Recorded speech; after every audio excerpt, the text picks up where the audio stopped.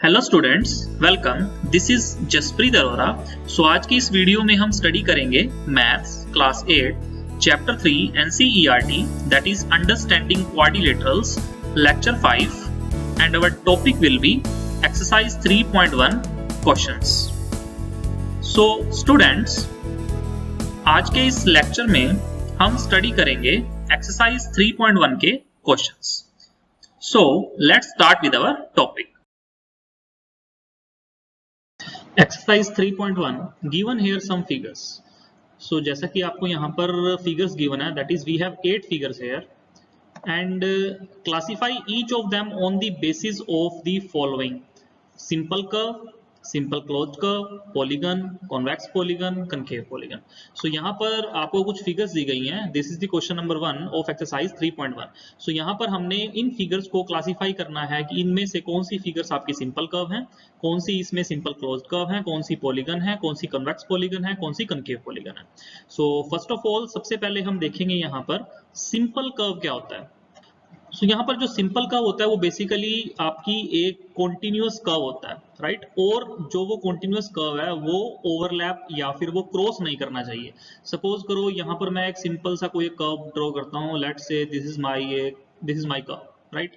देखिए यहाँ पर मैंने एक सिंपल कर्व ड्रॉ किया है, तो इस केस में मैंने अपने पेन को भी पिक ऊपर उठाया नहीं, लिफ्ट नहीं किया, राइट। और मैं कॉन्टिन्यूअस इस कर्व को बनाता चला गया। सो this is my simple curve. Again मैं यहाँ पर कोई एक कर्व बनाता हूँ, let's say this is my curve, this is again A continuous curve, right. So this is my simple curve. देखिए अब ऐसे कर्व जो सिंपल नहीं है, सपोज करो मैंने इस टाइप का कुछ कर्व बनाया, राइट। सो देखिए इसके ये जो पॉइंट है जहां पर ये कर्व इंटरसेक्ट कर रहा है, right, this is my point. यहाँ इस पॉइंट पे देखिए ये जो मेरा कर्व है ये यहाँ पर इंटरसेक्ट कर रहा है। So this curve is not my simple curve, right. This curve is not my simple curve because देखिए यहाँ पर इस पॉइंट पे इसकी कितनी डायरेक्शंस हैं, राइट। मैं लेफ्ट साइड में भी जा सकता हूँ, मैं राइट साइड में भी जा सकता हूँ, मैं देखिए सर्कल में तो यहाँ देखेंगे तो ये 4 डायरेक्शंस हैं, राइट। इस पॉइंट से बेसिकली इस पॉइंट से कितनी डायरेक्शंस हैं? 4 directions. So this is not my simple curve. तो आई होप आपको सिंपल कर्व के बारे में 2 मेन पॉइंट्स हैं वो आपको माइंड में रखने हैं। फर्स्ट पॉइंट दैट इज आपकी जो कर्व है वो आपका कंटिन्यूअस होना चाहिए, उसमें आपने अपने पेन को लिफ्ट नहीं करना। सेकंड, आपका जो कर्व है वो इंटरसेक्टिंग या फिर आपकी जो लाइंस होंगी या फिर आपका जो कर्व होगा वो क्रॉसिंग नहीं होना चाहिए, राइट। आपके कर्व में जो भी पॉइंट्स होंगे वो एक दूसरे को क्रॉस ना करें। तो in figure 1 this is a simple curve because किसी भी पॉइंट पे, सपोज करो मेरा ये पॉइंट है, राइट। इस पॉइंट पे मैं देखूं तो मेरी 2 डायरेक्शंस हैं, एक ये डायरेक्शन है और एक ये डायरेक्शन है। तो इसके अलावा मेरी कोई भी डायरेक्शन इस पॉइंट पे नहीं है, मींस यहाँ पर जितना भी पॉइंट्स हैं वो एक दूसरे को इंटरसेक्ट नहीं कर रहे। So this is my simple curve. तो figure 1 is a simple curve. Figure 2 की बात करें, figure 2 is also a simple curve because कहीं भी आप पॉइंट पे की इस कर्व के किसी भी पॉइंट पे आप चेक करोगे सिर्फ 2 ही डायरेक्शंस बन रही हैं, right. So this is my simple curve. अगर देखिए 2 या 2 से ज्यादा डायरेक्शंस बनती हैं तो that will be my not simple curve. Figure 3 की बात करें, एक 2 कॉन्सेंट्रिक सर्कल्स यहाँ पर बनाए गए हैं। सो this is not my simple curve. Figure 4 की बात करें तो इसके इस पॉइंट पे देखें तो कितनी डायरेक्शंस हैं? 1 2 3 4 डायरेक्शंस हैं। अगेन इस पॉइंट पे हम चेक करें, वी हैव 4 डायरेक्शंस। इस पॉइंट पे चेक करें, we have 4 directions. So this is not my simple curve because अभी मैंने बात की कि जो सिंपल कर्व हैं वो आपके कॉन्टिन्यूस होने चाहिए और नॉन इंटरसेक्टिंग होने चाहिए, मींस जो लाइंस या फिर कर्व के जो पॉइंट्स हैं वो इंटरसेक्ट नहीं करने चाहिए, राइट। सेकंड, हम यहाँ पर डायरेक्शन भी देख सकते हैं, किसी भी पॉइंट पे जो उसकी डायरेक्शन होगी वो 2 डायरेक्शन से ज्यादा नहीं होनी चाहिए। फिगर 5 की बात करें, this is a simple curve. 6th figure is also a simple curve. 7th figure is also a simple curve. 8th figure is not a simple curve. So देखिए यहाँ पर जो मेरे simple curves हैं तो वो हैं first, second, fifth, sixth and 7th, right. Next हम देखेंगे यहाँ पर सिंपल क्लोज्ड कर्व मेरे कौन से हैं। देखिए यहाँ पर जो भी सिंपल कर्व है, अगर वो आपकी फिगर्स क्लोज्ड है that will be a closed simple curve. तो यहाँ पर देखिए आपके जो क्लोज्ड कर्व्स हैं वो कौन से हैं, राइट। सो देखिए फर्स्ट फिगर की अगर मैं बात करूं तो फर्स्ट फिगर में भी आपका जो कर्व है वो क्या है? क्लोज कर्व है बिकॉज यहाँ पर सारा जो कर्व है, इतने भी पॉइंट्स हैं, एक क्लोज्ड सरफेस बना रहा है, कहीं से भी ओपन नहीं है। सो this is my closed curve, second figure is also a closed curve, simple closed curve, third तो सिंपल है ही नहीं तो इसमें तो क्लोज की हम बात नहीं कर सकते। 4 is also not a simple curve, so fifth is a simple curve and it is closed, sixth is again a simple curve and it is closed, seventh is again a simple curve and it is closed। so यहाँ पर again हमारे जो points हैं 1 2 5 6 and 7 these are simple closed curves। C part में था हमारा polygon. So यहाँ पर देखिए पॉलीगन की अगर हम बात करें, पॉलीगन की डेफिनेशन जैसा कि हम पहले भी डिस्कस कर चुके हैं, मेरी जो प्रीवियस वीडियोस हैं उसमें भी हम पढ़ चुके हैं पॉलीगन क्या होता है।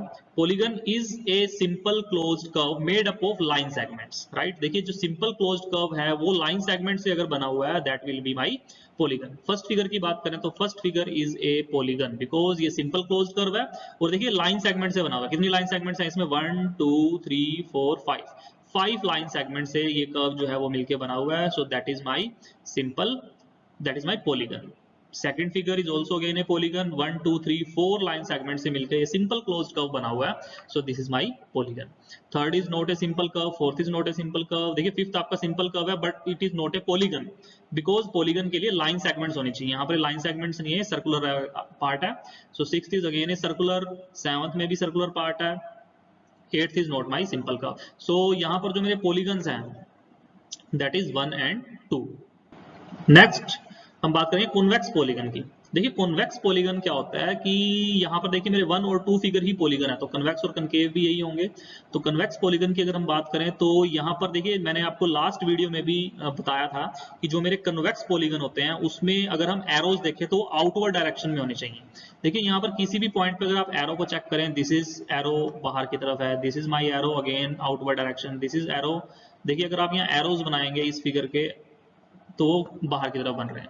बट अगर मैं फर्स्ट फिगर की बात करूं, जो देखिए मेरा एरो है वो क्या है, इसकी जो पॉइंट है वो इनसाइड है, राइट। देखिए इनसाइड इसका पॉइंट है एरो का। So this is not my convex polygon. तो first figure is not my convex polygon but second figure की हम बात करें, जितने भी कॉर्नर्स हैं वो आउटवर्ड डायरेक्शन में एरोज बन रहे हैं। सो this is again a convex polygon. And concave polygon में हमारी जो फर्स्ट फिगर होगी that is my concave polygon because यहाँ पर जो एरो है वो एक पॉइंट पे, एटलीस्ट वन पॉइंट पे वो क्या है, इनवर्ड डायरेक्शन में है। तो this is my concave polygon. So convex and concave polygon के बारे में अगर आपको थोड़ा सा और समझना है, इसकी प्रॉपर बेसिक समझना है, तो उसके लिए आप मेरी प्रीवियस वीडियोस को वॉच कर सकते हैं, राइट। नेक्स्ट हम बात करेंगे यहाँ पर question number 2 exercise 3.1 that is how many diagonals does each of the following have. यहाँ पर हमें डायगोनल्स बताने हैं इन फॉलोइंग पॉलीगन्स में। सो फर्स्ट वन अगर हम बात करें that is a convex quadrilateral. तो कन्वेक्स क्वाड्रिलेटरल में जो मेरे डायगोनल्स होंगे वो कितने डायगोनल्स होंगे। तो लास्ट वीडियो में जैसे कि हमने डायगोनल्स के बारे में भी स्टडी किया था, तो उसमें डायगोनल्स की डेफिनेशन क्या होती है कि जो नॉन कॉन्सेक्टिव पॉइंट्स कॉर्नर्स को लाइन सेगमेंट ज्वाइन करती है दैट इज माय डायगोनल। तो देखिए यहाँ पर कॉन्वेक्स क्वाड्रिलेटरल मैंने ड्रॉ किया ए बी सी डी, और ए से मैं सी को ज्वाइन करूंगा। देखिए ए और डी तो एक मेरी इसकी साइड होगी, ए को मैं डी से नहीं ज्वाइन कर सकता, ए को सी से ही ज्वाइन करूंगा बिकॉज ए और सी जो मेरे पॉइंट है वो क्या है, to non consecutive points, right. और बी और डी जो मेरे कॉर्नर्स हैं वो भी क्या है, टू नॉन कॉन्सेक्टिव मेरे कॉर्नर्स हैं। तो बी और D is again my diagonal. So देखिए यहाँ पर जो मेरा कॉन्वेक्स क्वाड्रिलेटरल है, जिसके की क्वाड्रिलेटरल है तो 4 साइड्स हैं, और इसमें जो डायगोनल्स हैं वो कितने हैं, 2 diagonals. Next is our regular hexagon. अगर मैं रेगुलर हेक्सागन की बात करूं, so there are 9 diagonals in our regular hexagon because देखिए ए को मैं किससे ज्वाइन करूंगा, अगर मैं A B C D E F मेरा एक रेगुलर हेक्सागन है, तो ए को मैं सी से ज्वाइन करूंगा, ए को डी से ज्वाइन करूंगा, ए को ई से ज्वाइन करूंगा because A to C is my 2 non consecutive corners, और ए और डी भी यहाँ मेरे नॉन कॉन्सेक्टिव कॉर्नर्स हैं, ए और ई भी मेरे यहाँ नॉन कॉन्सेक्टिव कॉर्नर्स हैं। सिमिलरली बी को एफ से, बी को ई से, बी को डी से, एंड सी को ई से, एंड एफ को डी से, राइट। सो यहाँ पर मेरे टोटल डायगोनल्स जो हैं वो 9 डायगोनल्स हैं, राइट। सो कोई भी आपको अगर एक रेगुलर पॉलीगन दिया हुआ है तो उसमें आपने क्या करना है कि आपको डायगोनल बताने के लिए आपने 2 नॉन कॉन्सेक्टिव कॉर्नर्स को जो भी लाइन सेगमेंट ज्वाइन करेगी that will be my A diagonal, right. Next हम बात करेंगे ट्राइंगल की। देखिए ट्राइंगल का डायगोनल नहीं होता बिकॉज ए बी सी यहाँ पर एक ट्राइंगल है, बिकॉज ए और सी ये कॉन्सेक्टिव पॉइंट्स हो गए, ए और बी भी मेरे कॉन्सेक्टिव पॉइंट्स हो गए। तो डायगोनल किससे बनता है? डायगोनल हमेशा टू नॉन कॉन्सेक्टिव पॉइंट से बनता है, बिकॉज यहाँ पर जो मेरे पॉइंट्स हैं वो क्या है? कॉन्सेक्टिव पॉइंट्स हैं, ए और सी और ए और बी। सिमिलरली बी और सी, बी ए, सी बी, सी ए। सो यहाँ पर टू नॉन कॉन्सेक्टिव पॉइंट्स ही एग्जिस्ट नहीं करते, तो डायगोनल्स यहाँ पर फॉर्म नहीं हो सकता। Next is our question number 3. What is the sum of the measures of the angles of a convex quadrilateral? Will this property hold if the quadrilateral is not convex?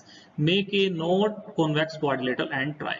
So यहाँ पर आपसे पूछा गया है कि जो कॉन्वेक्स क्वाड्रिलेटरल होता है उसके एंगल्स का सम क्या होता है। जैसा कि हमने प्रीवियस वीडियो में हम देख चुके हैं, हमें प्रूफ भी कर चुके हैं कि जो मेरे क्वाड्रिलेटर होते हैं बेसिकली, तो उनमें दो ट्रायंगल से मिलके वो बने होते हैं, राइट। अगर मैं उनमें एक लाइन सेगमेंट या फिर एक डायगोनल ड्रॉ करूंगा तो वो दो ट्रायंगल्स में सेपरेट हो जाएंगे। एंड वी नो कि एक ट्रायंगल में सभी एंगल्स का सम क्या होता है? 180 डिग्री। सो वो दो ट्रायंगल है, तो दो triangle means 180 plus 180 that is 360 degree. So कोई भी क्वाड्रिलेटरल है, इधर वो कॉन्वेक्स है या फिर वो नॉन कॉन्वेक्स है या फिर वो कॉनकेव है, सो उस केस में हमेशा जो मेरा सम होगा वो क्या होगा? 360 degree, right? So the sum of the measures of angles of a convex quadrilateral is 360 degree as the convex quadrilateral is made up of two triangles। देखिए यहाँ पर जो मेरा क्वाड्रिलेटरल है A B C D, तो यहाँ पर मैंने एक डायगोनल ड्रॉ किया B से D तक, तो A B D and B D C मेरे दो ट्राइंगल्स हैं, और इन दोनों ट्राइंगल्स के एंगल्स का जब मैं सम करूंगा तो क्या होगा? ये 360 degree. Here ABCD is a convex quadrilateral made up of two triangles ABD and BCD. So therefore the sum of the interior angles of a quadrilateral will be the same as the sum of the interior angles of these two triangles, that is 180 degree plus 180 degree is equal to 360 degree. Yes, this property also holds true for quadrilateral which is not convex. This is because any quadrilateral which can be divided into two triangles, यहाँ पर देखिए ए B C D मेरा क्या है? यहाँ पर एक concave quadrilateral है, तो इस कॉनकेव क्वाड्रिलेटरल में B D is my diagonal, तो B D is a diagonal. Again जो मेरा ये कॉनकेव क्वाड्रिलेटरल है ये दो ट्राइंगल्स में यहाँ पर डिवाइड हो रहा है, right. So made up of two triangles, triangle A B D and triangle B C D. So therefore sum of the interior angles of a quadrilateral will also be 360 degree. यहाँ पर जो मेरा सम होगा इन quadrilaterals का वो क्या होगा? 360 degree होगा।